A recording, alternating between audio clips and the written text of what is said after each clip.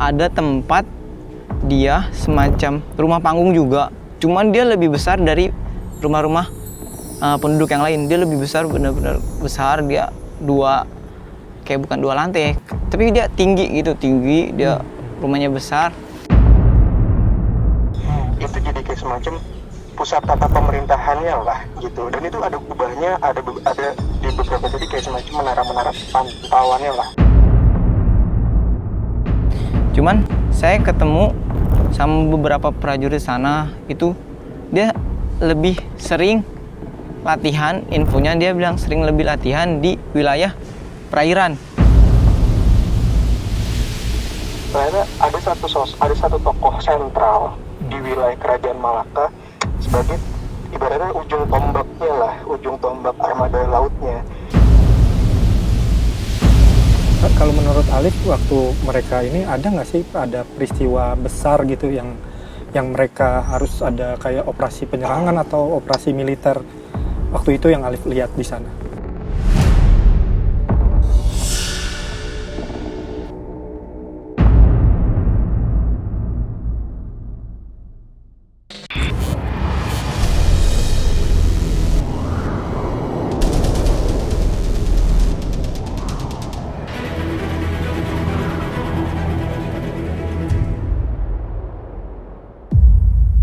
Assalamualaikum warahmatullahi wabarakatuh. Waalaikumsalam warahmatullahi wabarakatuh. Kembali lagi bersama kami di Time Travel.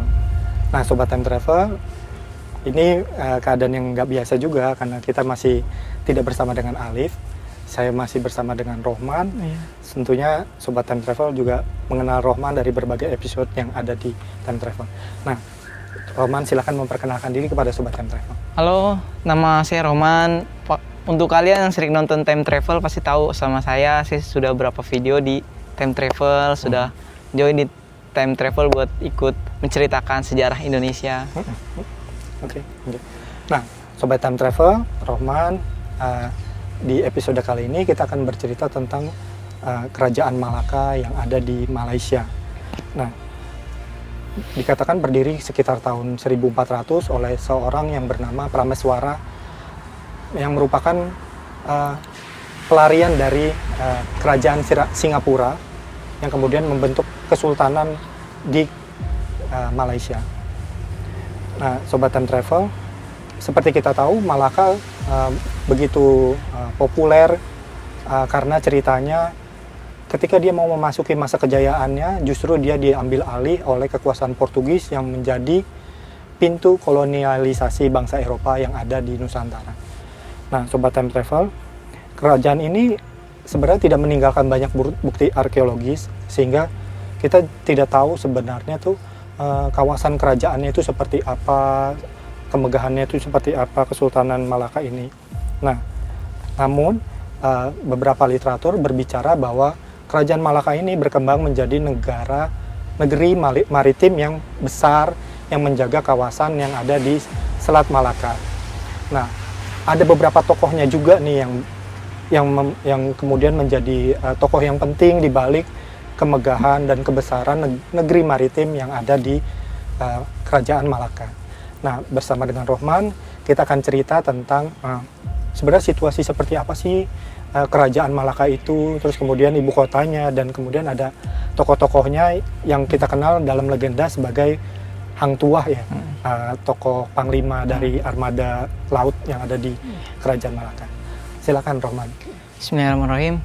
Assalamualaikum warahmatullahi wabarakatuh. Waalaikumsalam warahmatullahi wabarakatuh. Kali ini saya akan menjelaskan tentang Kerajaan Malaka yang saya coba ke sana untuk kunjungi. Telusuri. Yang Rohman lihat yang waktu pertama kali apa? Pertama yang saya lihat, saya ada di suatu desa. Biasanya saya kalau misalkan kemana itu selalu di gerbang atau gimana. Ini langsung di desa.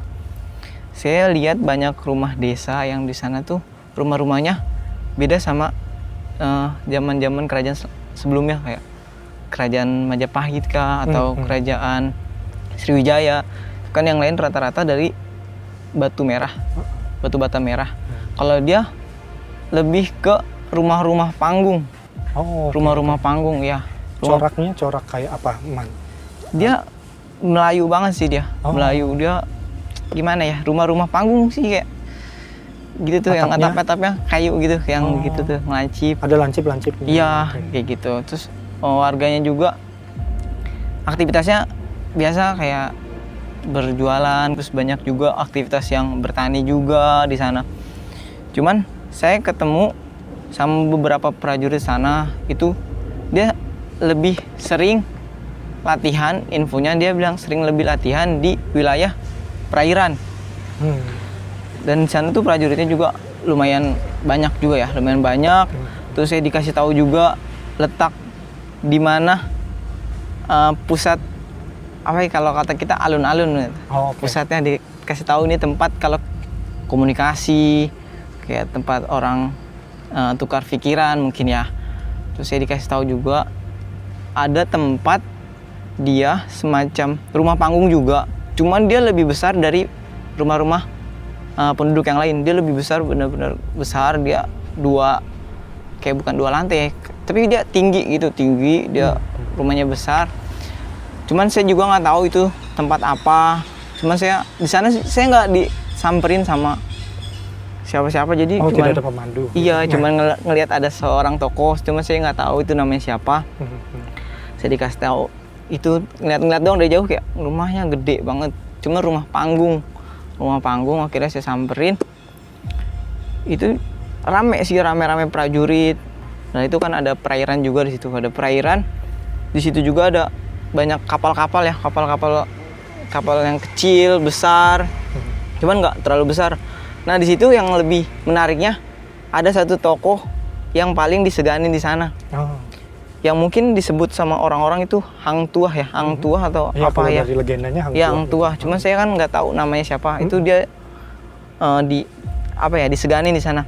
Untuk ciri-cirinya, untuk teman-teman yang mau tahu, ini penglihatan saya. Kalau misalkan saya salah, bisa kasih tahu kalau itu salah. Cuman ini yang saya lihat itu dia pakai kayak semacam kain.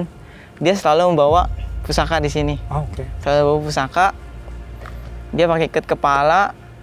Cuman dia nggak kayak gimana ya? Dia cuman memantau wilayah perairan itu. Selalu memantau wilayah perairan. Banyak prajurit juga di sana.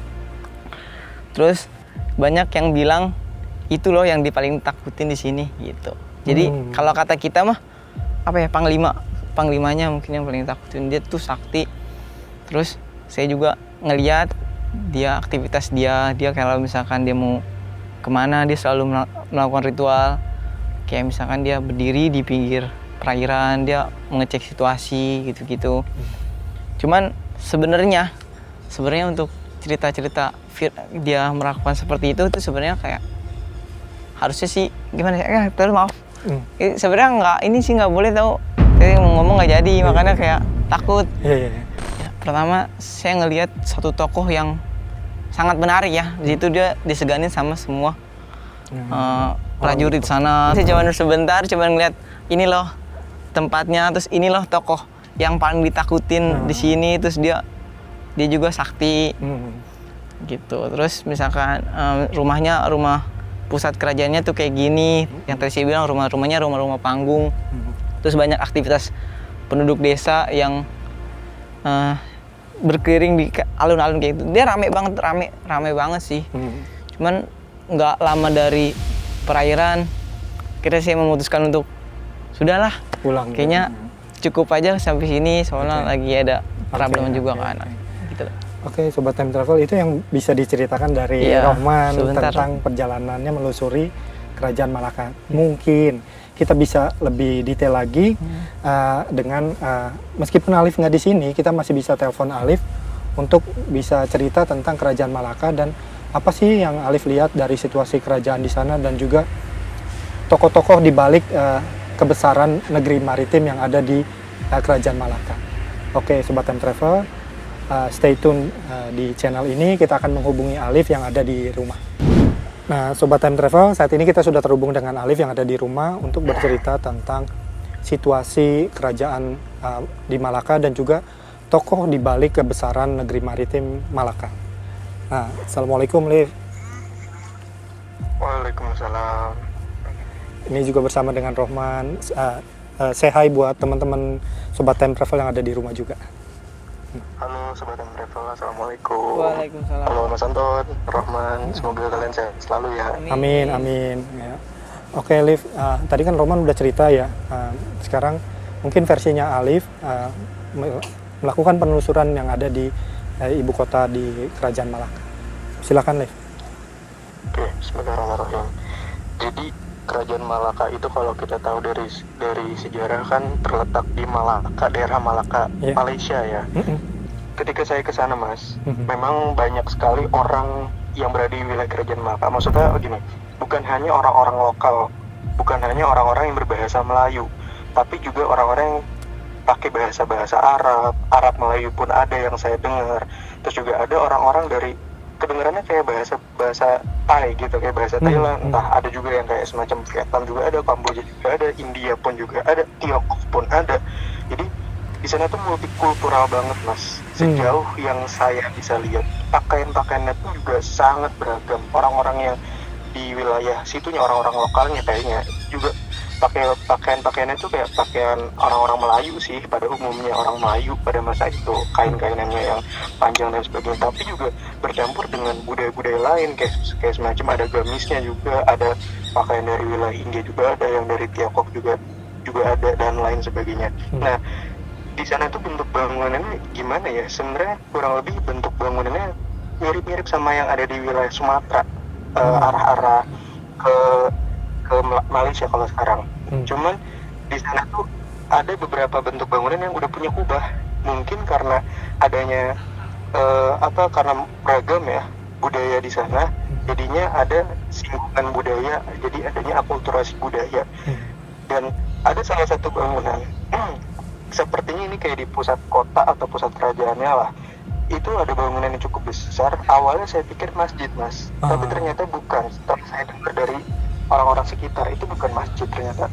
Itu jadi kayak semacam pusat tata pemerintahannya lah gitu. Dan itu ada kubahnya, ada di beberapa titik kayak semacam menara-menara pantauannya lah, pantauannya itu. Dan bangunan-bangunan yang lain pun juga beragam, dan itu dari batu-batuan juga ada, yang dari unsur kayunya juga ada, jadi beragam lah, campuran lah. Ada juga orang rumah-rumah warganya, tapi bukan di wilayah perkotaan, di wilayah pinggiran-pinggiran, di wilayah yang lainnya. Itu menggunakan kayak rumah-rumah panggung gitu. Sebenarnya ada rumah-rumah panggung, tapi coraknya corak Melayu sih. Kerajaan Malaka itu kan kerajaan maritim ya. Kekuatan armada lautnya sangat bagus. Gak mungkin dipimpin oleh seorang yang remeh lah ibaratnya. Dan memang pada kenyataannya ketika saya lihat di sana, di wilayah pinggiran istilahnya dermaganya lah, pelabuhan besarnya itu yang sebagai pusat perdagangan juga iya, pusat militer armada lautnya juga iya. Memang selain ada syah bandarnya, selain ada kepala wilayah pelabuhannya, ada juga bisa dibilang sebagai laksamananya gitu. Dari obrolan orang-orang yang saya dengar, dari percakapan orang-orang di sekitar saya yang saya lewatin, yang saya dengar, ternyata ada satu tokoh sentral di wilayah Kerajaan Malaka sebagai ibaratnya ujung tombak armada lautnya. Itulah beliau yang bisa menyatukan seluruh wilayah Malaka, yang sampai pada masa itu ya sangat-sangat ditakuti oleh berbagai macam kerajaan, berbagai macam wilayah, karena armada lautnya yang terkenal bagus. Jadi ada satu tokoh ketika saya ke sana, saya lihat dari jauh, ini orang kayaknya kok sangat berwibawa, badannya bagus Mas, keker gitu, tinggi lah, cukup tinggi untuk orang-orang Melayu ya, cukup tinggi, terus keker badannya, rambutnya juga agak panjang ikal gitu, menggunakan pakaian kebesarannya, kelihatannya sangat-sangat bersahaja, berwibawa dan disegani sekali. Jadi beliau bisa memantau seluruh aktivitas yang ada di wilayah pelabuhan pusat itu dengan matanya, sorot matanya tajam banget Mas, benar-benar tajam, dari kejauhan pun sangat tajam kelihatannya. Dan kalau misalkan ada orang kayaknya mau laporan ke beliau, itu segan banget, kayak sambil nunduk gitu ngomongnya, padahal beliau biasa aja. Nah, di literasi kalau yang dikenal oleh sejarah di zaman sekarang, orang-orang zaman sekarang mengenal sebagai Laksamana Hang Tuah kayaknya sih. Iya, Liv. Tadi aku baru mau cerita itu, karena ada di berbagai literasi merujuk ke satu orang hang tua bersama dengan beberapa sahabat karibnya ya. Nah, kalau menurut Alif, waktu mereka ini ada nggak sih ada peristiwa besar gitu yang mereka harus ada kayak operasi penyerangan atau operasi militer waktu itu yang Alif lihat di sana? Sebenarnya dibilang peristiwa besar sih, saya juga kurang tahu sih apakah itu besar atau emang beberapa kali terjadi. Karena gini, karena namanya kerajaan maritim, basisnya kan maritim ya. Yeah. Jadi wajar Mas kalau misalkan ada tragedi-tragedi di wilayah lautnya gitu. Apalagi kan itu wilayahnya itu bukan hanya di Malaysia kalau sekarang, tapi juga menjorok ke wilayah Sumatera, ya kan? Yeah. Di wilayah Riau kalau sekarang nih, kalau Yeah. di provinsi Riau kalau nggak salah. Selat Ada Malaka, sebagian wilayah di situ. Selat Malaka juga termasuk. Nah, Selat Malaka itu kan menjadi titik strategis perairan gitu. Titik strategis sekali kan, jalur perdagangan, jalur armada militer dari berbagai macam kerajaan, itu jadi pusat yang titik yang strategis sekali. Jadi wajar kalau misalkan banyak yang ingin merebut wilayah tersebut. Wajar juga kalau misalkan ada kayak semacam perompak laut, kalau bahasa kerennya bajak laut lah, pirates lah gitu. Wajar lah. Maka dari itu sang Laksamana ini, itulah beliau yang bertanggung jawab untuk menumpas segala macam perompak-perompak yang ada di wilayah laut Kerajaan Malaka bersama dengan bala tentaranya gitu. Alif melihat nggak kehebatan kepemimpinan beliau ketika melakukan penumpasan gitu, supaya mungkin orang bisa dapat gambaran.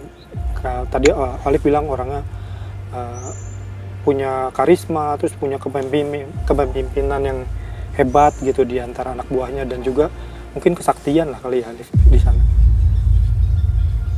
Namanya seorang Laksamana yang sangat disegani ya Mas, dan memang dipercaya oleh raja pada masa itu ya, pasti bukan cuma sekedar intelektual yang dipunyai sama beliau, tapi pasti ada istilahnya karismanya lah gitu ya, ada berkahnya, ada doanya yang sakti lah ibaratnya gitu.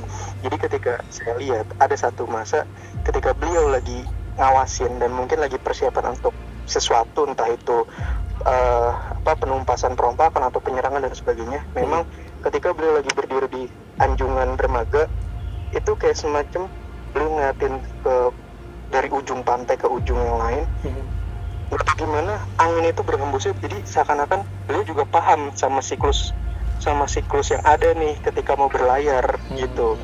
Nah, ketika berlayar pun untuk melakukan suatu tindakan lah gitu bahasanya, itu seperti alam itu mendukung Mas.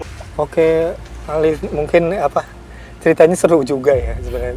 Mungkin nanti akan mungkin ada penyerangan lain segala macam, dan mungkin yang lebih seru itu ketika Portugis masuk kali ya, bagaimana itu hancur lebur apa segala macam atau enggak gitu kan. Itu ada ceritanya lagi tuh Mas, itu keren sebenarnya. Keren ya pastinya ya. Keren banget. Semoga kita di lain kesempatan bisa bercerita lagi lebih dalam mengenai penyerangan bangsa Portugis ke Malaka dan bagaimana kerajaan Malaka meredup kejayaan. Oke, mungkin itu dulu ya Liv ya. Atau ada lagi yang disampaikan dari beliau mungkin? Udah sih, cukup itu aja. Cukup itu aja. Oke. Oke, Rohman, Alif, Sobat Time Travel, itu yang bisa kita ceritakan mengenai gambaran tentang kerajaan Malaka di masa lalu, di masa kejayaannya, di mana mereka merupakan sebuah kerajaan maritim terbesar yang menjaga kawasan yang ada di Selat Malaka. Bagaimana kehebatan para tokoh di sana, mungkin di situ juga ada tokoh-tokoh selain Hang Tuah ya, ada beberapa sahabatnya itu, dan juga mungkin ada cerita yang pergi ke Pulau Jawa mengunjungi kerajaan Majapahit. Jadi masih ada sentuhannya dengan kerajaan Majapahit akhir waktu itu. Nah, Sobat Time Travel, kita akhiri dulu episode kita tentang kerajaan Malaka.